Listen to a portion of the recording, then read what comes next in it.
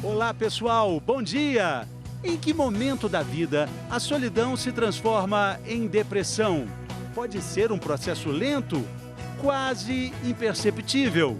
E acho que é uma coisa que vai nos pegando devagarzinho quando os filhos crescem, casam, constituem suas famílias. Então a gente vai se sentindo, nossa, o que faço? Agora não sirvo para mais nada. Hoje você vai conhecer a iniciativa do governo inglês para prevenir essa doença. Para cada libra que se investe na prevenção dela, o Estado deixa de gastar 7 libras nos hospitais. E mais, a maior descoberta dos últimos 50 anos na área da psiquiatria, a cetamina.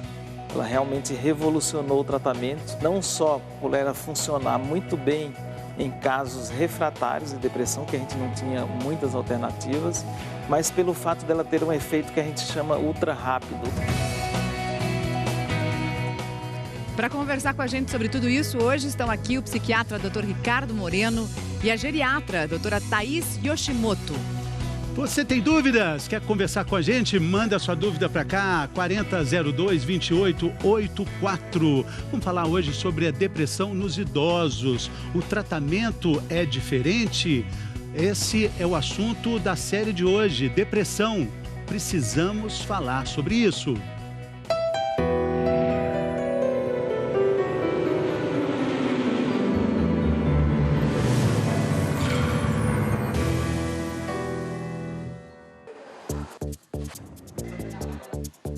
É uma energia de dar inveja. Dona Cesanil, aos 80 anos, faz ginástica, cuida da casa, dirige e adora viajar. Eu estou num momento que a vida é muito boa, gosto muito de viver. Um gosto pela vida que num determinado momento ela perdeu, sem saber direito por quê. Uma hora você não tem vontade de comer, não tem vontade de sair, não tem vontade de se arrumar. Minha mãe sempre foi muito ativa, né? Assim, ou na cozinha, ou profissionalmente, e nem isso ela fazia mais. E acho que é uma coisa que vai nos pegando devagarzinho quando os filhos crescem, casam, constituem suas famílias, que é maravilhoso.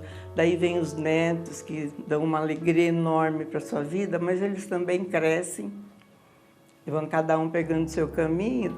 Então a gente vai se sentindo, nossa, o que faço? Agora não sirvo para mais nada. Eu acho que é um pensamento que nós temos mesmo, muita gente tem, eu pelo menos tinha. Com a morte da irmã, tudo ficou mais difícil. Senti muita angústia, mas era uma angústia, assim, algo que quase me afogava, sabe? Me sufocava. Mas uma tristeza que você não consegue pôr para fora. Era o começo da depressão. Não percebia que estava doente.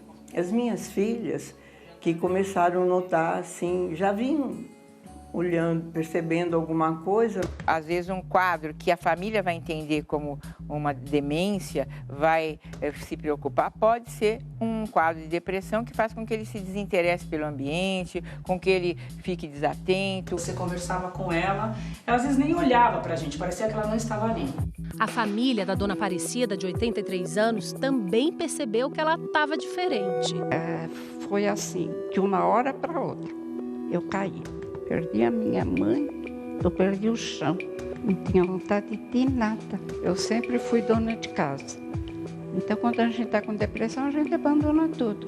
A gente quer sair daquilo e não consegue, né? A pessoa vai envelhecendo, ela vai tendo manifestações de doença física, dores. Então, depressão com dor é muito mais comum numa pessoa que já entrou na maturidade. Por isso que precisa procurar o médico o mais depressa possível. Porque, como em toda a medicina, quanto mais rápido a gente fizer o tratamento, melhores as chances de sucesso e menos chance de cronificar. Tratar a depressão não é sempre igual para todo mundo. Depende do grau da doença e também da fase da vida. Um idoso, por exemplo, vai exigir mais cuidados que um adolescente e um adulto. É preciso saber com mais detalhes como está o rim, o fígado. Isso porque esses órgãos podem ser afetados pelos antidepressivos. No idoso, a gente tem que tomar cuidado com as doses, porque o metabolismo de um idoso, essas drogas são metabolizadas no fígado, é um metabolismo mais lento. Se a gente der uma dose muito excessiva, esse remédio vai ficar muito tempo circulando no organismo, o que não é bom. Idoso, em geral, está tomando 4, 5, 6 medicações diferentes. Eu tenho que escolher um antidepressivo que não interage, que não tem uma série de efeitos junto com os outros remédios que ele está tomando. As condições do cérebro também influenciam o tratamento. O cérebro do idoso é um cérebro que está numa fase degenerativa. Então, o número de neurônios vai diminuindo com o passar dos anos. Interfere até no prognóstico que talvez uma pessoa com bastante idade não consiga ficar sem um remédio, por falta de neurônios. A dona Maria Aparecida já toma remédio para depressão há 20 anos. Hoje, numa dosagem mais baixa. Mas não posso deixar de tomar. Para mim é bom, porque eu me sinto bem. Eu levo a minha vida normal, né? A vontade de viver da dona Cesanil voltou depois que ela fez psicoterapia e tomou antidepressivos por 5 anos. Ela conseguiu parar aos poucos. Numa pessoa jovem, eu consigo tirar em 3 meses. Numa pessoa idosa, eu talvez precise diminuir em 6 meses. E ela já está há 1 ano sem tomar remédio. Se a depressão voltar? Volto a tomar, vou lá, não estou bem, quero tomar antidepressivo de novo, sem dúvida. Porque o que eu tiver que viver, eu vou viver bem. Quero aproveitar minha família, meus netos, meus genros, minha nora, tudo que eu tenho de bom, tudo que a vida me deu, que é uma família maravilhosa. Vocês acham que a mãe de vocês voltou? Com certeza. Com certeza. Renovadíssima, Graças a eu Deus. acho. E vai ficar assim muito tempo. Vai viajar muito, que é a paixão dela. Você fala em viajar, o olhinho mais que brilha. Então tem aquele brilho normal e um pouco mais. Porque a vida é muito boa. A gente está mais de uma certa idade, a gente não pode estar perdendo tempo, não, ficando assim, encorujada num canto, não é verdade?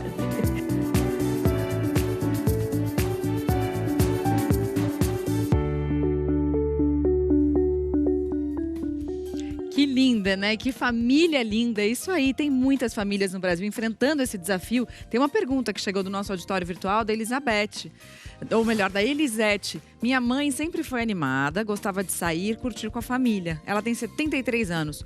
Ultimamente, só reclama de dor, não quer sair. Estou preocupada. Pode ser depressão, doutora? Pode ser depressão. Essa queixa, né, de que ela sempre foi animada, gostava de sair, ela perdeu tudo isso, é uma queixa muito frequente no paciente com depressão, que a gente chama de anedonia, então, que é a perda do interesse pelas coisas. Então, a pessoa precisa voltar ativa e a gente tratando a depressão, ela vai conseguir voltar. Então, ela precisa realmente procurar um médico para tratar a depressão. Porque nos idosos os sinais são diferentes, né? A gente vai ver agora o nosso dominó da depressão aqui, que pode acontecer com os idosos. Ansiedade, pode começar com um quadro de ansiedade? Pode, é muito comum esse casamento da ansiedade com a depressão. E o idoso, ele já é ansioso por natureza, né? Então a gente vê aquele idoso que vai para consulta e chega meia hora antes porque ele ficou ansioso, ele não dormiu na noite anterior, porque ele fica tão ansioso que ele vai perder o horário. Então já vem um pouquinho com o envelhecimento normal. Mas quando isso ultrapassa o limite normal, aí pode realmente ser um sintoma de depressão. Pessimismo também?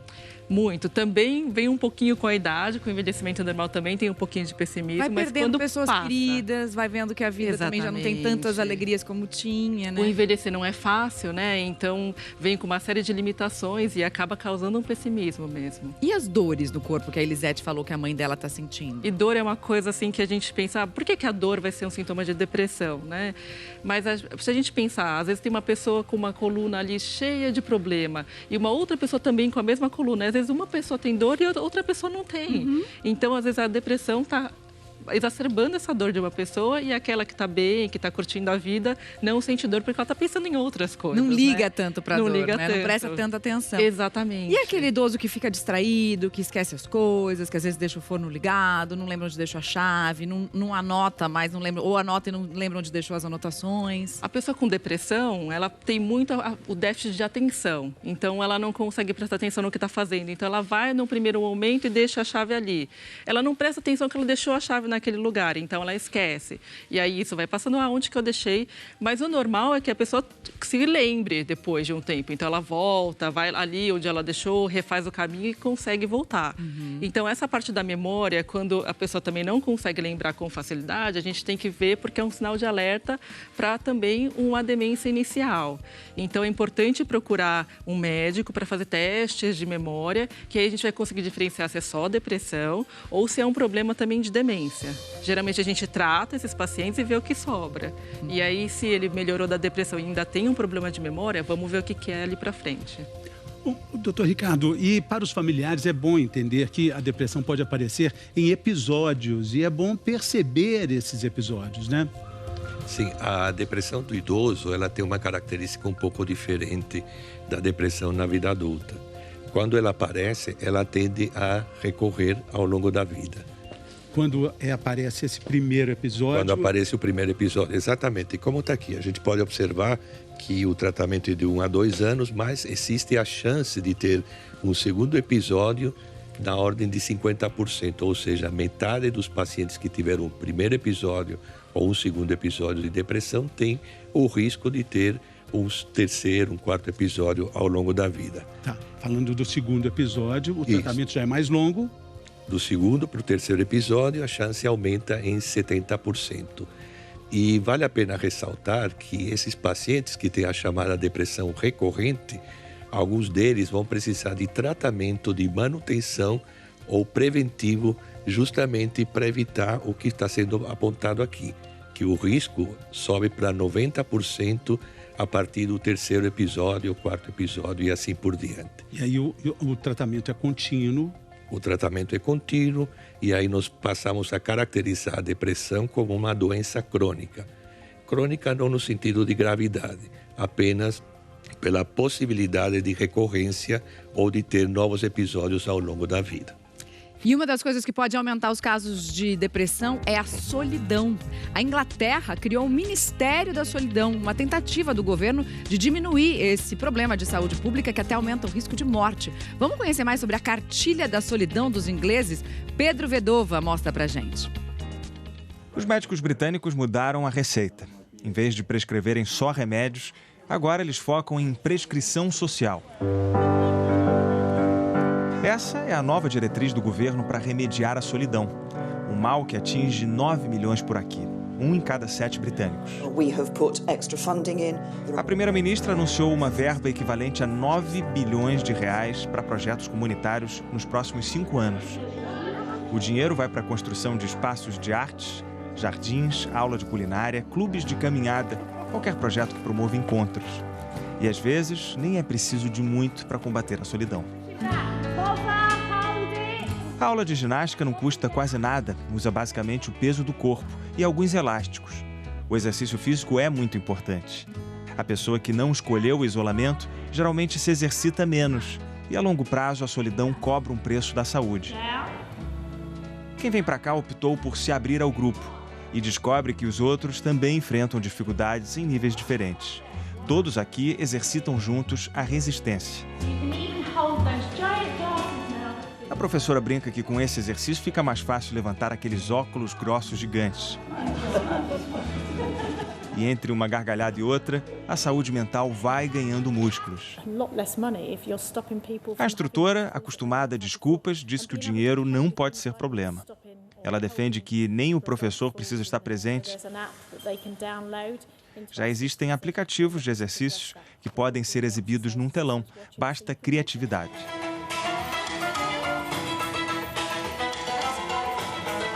A aula de dança também é de graça.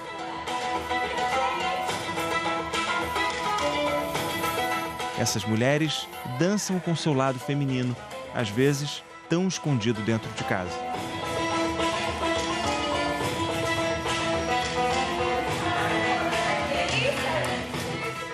Os carteiros estão entre as poucas profissões que têm acesso às pessoas solitárias. E o governo britânico está investindo nos Correios em treinamentos para que, além de cartas, eles também entreguem panfletos com informações sobre esses centros comunitários. Essa ideia foi inspirada na história da Jo Cox, uma deputada britânica que foi assassinada em 2016. E isso tudo nas vésperas do plebiscito que ia decidir se o Reino Unido ficava ou saía da União Europeia. O avô da deputada era carteiro numa pequena cidade. Joe percebeu que, às vezes, ele era a única pessoa com quem alguns moradores falavam. Desde então, ela lutava contra a solidão. O risco de morte entre solitários aumenta em 26%, mais ou menos o mesmo que a obesidade e tão prejudicial quanto fumar 15 cigarros por dia. A solidão é um problema de saúde pública. Para cada libra que se investe na prevenção dela, o Estado deixa de gastar 7 libras nos hospitais. É do interesse social, financeiro, prevenir esse problema. E o governo precisa de ajuda de todos. Não é sozinho que se resolve a solidão.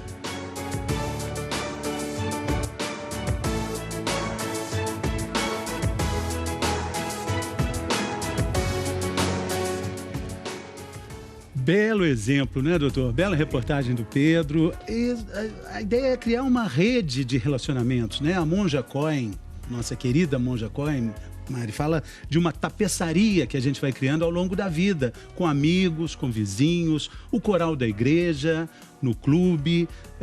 A gente pode ir criando e se apoiando nessa rede, não é, doutor? Sim, isso é fundamental porque, se a gente pensar, nós seres humanos somos gregários. A gente vive em grupos e nós interagimos. O problema do idoso é a perda desses vínculos afetivos e de pessoas com o declínio da vida. Além da família. Além da família, claro, como já foi mostrado. Mas nós precisamos, para os idosos, oferecer novas alternativas de relacionamentos interpessoais com pessoas, com os amigos, através de clube de dança, clube religioso, por exemplo. Enfim, redes sociais, né, que realmente melhoraram muito a condição do idoso, porque hoje em dia eles ficam antenados, como se diz popularmente, e estabelecem seus grupos de conversa, de troca de informações. Muito bem, daqui a pouquinho a gente vai conhecer a substância revolucionária que tira a pessoa do estado depressivo em 2 horas no máximo. A gente volta já já.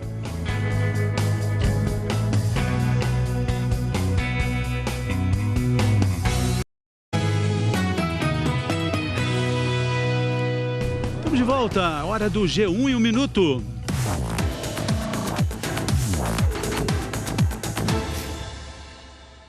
Olá pessoal, o presidente eleito Jair Bolsonaro propôs agora de manhã que os comandos militares fiquem na esplanada dos ministérios. Atualmente, o comando do Exército fica fora, num setor militar urbano em Brasília. Já a Marinha e a Aeronáutica funcionam em blocos na esplanada. Desde a vitória na eleição, Bolsonaro tem afirmado que os militares terão espaço de destaque e participarão das decisões do governo. E a Polícia Federal e policiais civis fazem hoje de manhã operações contra a pornografia infantil. As ações foram em 22 estados e no Distrito Federal. Até agora, mais de 50 pessoas foram presas. Uma operação parecida também acontece paralelamente na Argentina, numa parceria entre as polícias dos dois países. E a Black Friday está chegando e muita gente se pergunta por que alguns produtos não têm desconto. Segundo especialistas, é mais fácil conseguir desconto não nos lançamentos, mas em produtos lançados há algum tempo. E já está rolando no G1 um tempo real para monitorar a Black Friday por todo o país, monitorar também as denúncias dos consumidores. A gente também tem reportagens com dicas para evitar fraudes e ver os produtos com mais desconto. Então vale dar uma olhadinha no G1. Mari, Fê. Beleza, é amanhã. É amanhã, né? É amanhã. No G1 já está rolando a monitoração. Beleza, boa, valeu, Cauê. Abraço para você. Até mais. Tchau. Tem um comentário do nosso auditório virtual, vamos ver aqui, olha lá, a Tamires. Sou fono e audiologista. Tenho muitos pacientes idosos e percebo o quanto a deficiência auditiva contribui para a depressão em idosos, pois provoca um isolamento social grande. Super verdade isso, Com né, certeza. doutora? Nossa, causa um isolamento porque ele está ali num ambiente barulhento, não consegue conversar com ninguém. E essa perda auditiva, ela piora num ambiente com muita gente falando ao mesmo tempo, com aquele barulho de fundo. Então ele não consegue conviver socialmente. E aí realmente ele entra em depressão, ele se isola, né? Ele acaba se isolando. Bom, a gente tem uma dúvida sobre a questão dos remédios, né? Que os idosos, porventura, tenham que tomar. Eles seriam para a vida toda? Tem uma dúvida muito grande dos familiares, até dos próprios idosos, né? Esses antidepressivos seriam para a vida toda, doutor? Não necessariamente. Assim, se o paciente tem um episódio depressivo, o primeiro episódio, o protocolo de tratamento indica você manter o medicamento pelo menos de 6 meses a 1 ano, até considerar remitido o paciente, ou seja, ele não tem mais de sintomas de depressão e também diminui muito o risco de ter outros episódios. Entretanto, tem alguns pacientes que vão precisar tomar o antidepressivo continuadamente, ou seja, ao longo da vida ou enquanto existir o risco de ter novos episódios de depressão. Até porque, né, doutora, o cérebro dos idosos também já é diferente, né? Tem menos neurônio, ao longo do tempo a gente vai perdendo, né? Sim, os órgãos como um todo e o cérebro também sofrem. E um dos grandes desafios no tratamento da depressão, inclusive, é de substâncias que, além de melhorarem a depressão, promovam o que é chamado tecnicamente de neurogênese, ou seja, regeneração dos neurônios. E isto é possível. A gente tem um comentário que chegou agora, doutor, vamos ver aqui. Olha só, a Norma. Sou técnica de enfermagem, trabalho com idosos e meus pacientes me chamam de enfermeira da alegria. Que bacana, Norma. O mais importante para os idosos que enfrentam a depressão é não ficar dentro de casa. A família precisa levar essa pessoa para fazer atividades e interagir. Isso é verdade, doutora? É verdade. Realmente precisam levar, porque é um estímulo para a pessoa sair de casa, ter o autocuidado. Então, se ela vai sair, ela vai se maquiar, ela vai se arrumar. E esse estímulo é muito importante. Mas se a pessoa já está com depressão, não vai adiantar, porque você precisa primeiro tratar para depois a gente fazer ela sair de casa. Porque senão ela não tem nem a vontade e aí acaba sendo aquela briga na família e é um conflito familiar muito grande. Esse comentário chegou pelo Falecom, a Rede Globo, que é o 40022884, e a gente até estava falando aqui no intervalo também, o quanto às vezes o idoso se torna um peso para a família, né? Do outro lado, que também precisa se dividir essa responsabilidade, né? Nossa, com certeza. Hoje em dia, com todo mundo trabalhando, né? As pessoas hoje com duplas jornadas de trabalho, então a gente vê que eles não têm tanto tempo para ficar com os idosos. Então, realmente, às vezes é um peso, porque tem que ir lá, tem que dar atenção. O idoso, ele consegue só ver o lado dele também, né? Ele não vê que tem aquela outra carga da família que precisa trazer dinheiro para casa, precisa fazer as compras, precisa cuidar da casa. Não é fácil. Então é difícil. Realmente não é fácil para ninguém, para parte nenhuma é fácil, né? Daqui a pouco a gente vai falar de um remédio considerado revolucionário para tratar a depressão. É um assunto do próximo bloco. Daqui a pouco, depois do intervalo, a gente volta.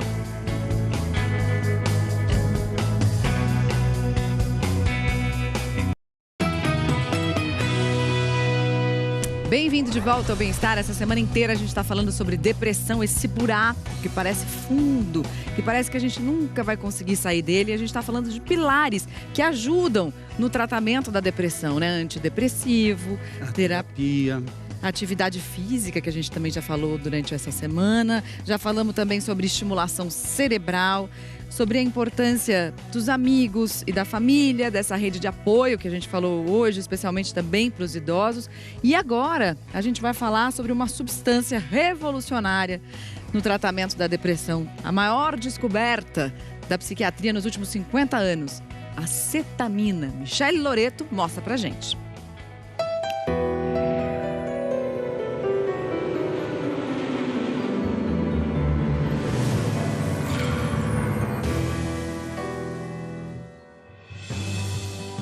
A maior descoberta dos últimos 50 anos na área da psiquiatria.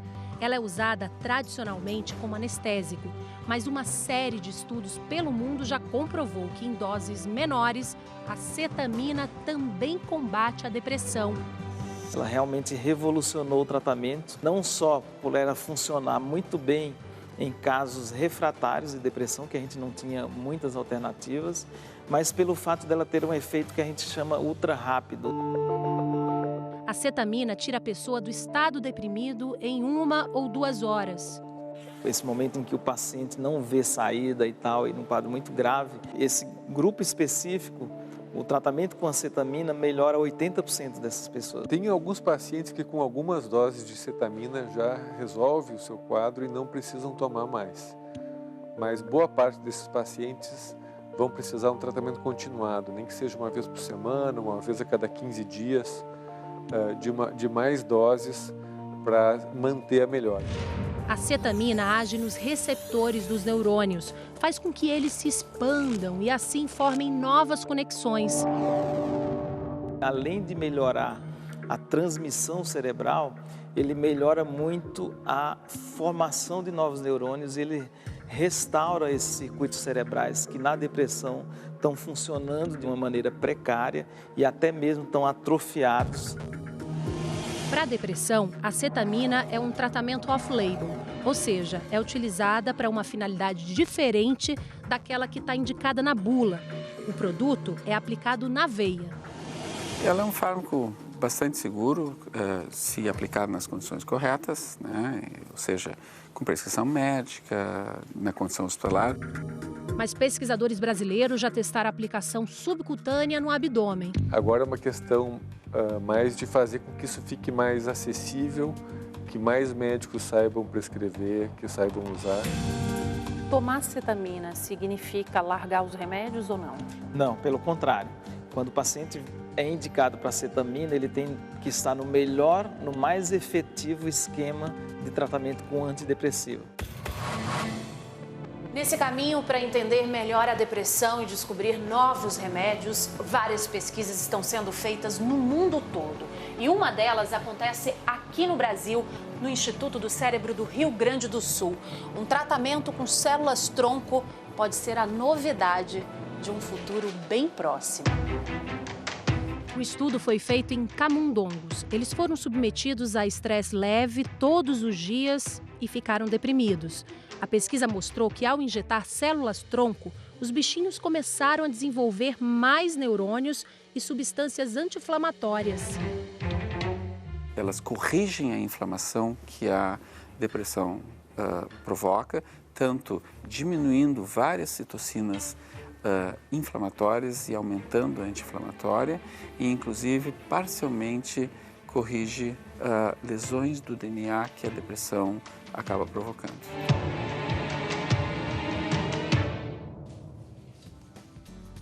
Bom, doutor, e os pontos negativos do remédio? Quais seriam os principais cuidados com alguns antidepressivos são sonolência, que pode ser inclusive durante o dia, aumento ou diminuição da pressão, que podem comprometer inclusive o risco de quedas, e ressecamento como um todo, principalmente o ressecamento intestinal.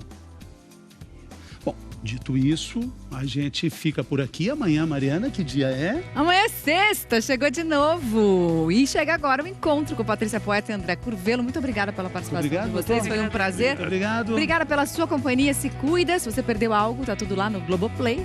E a gente se vê de novo amanhã. Até lá.